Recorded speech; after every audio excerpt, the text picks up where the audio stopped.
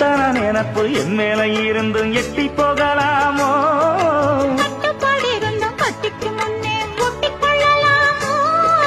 முத்தமிட்டா மோசம் என்ன உண்டாகும்?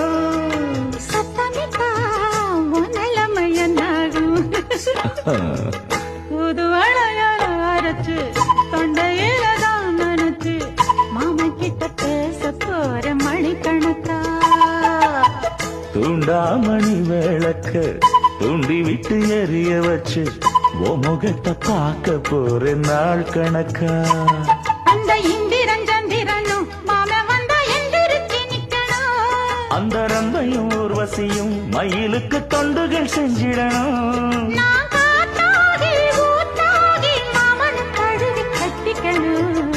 தூது வளையல அரைச்சு தொண்டையில தான் நினைச்சு நானும் கூட பேச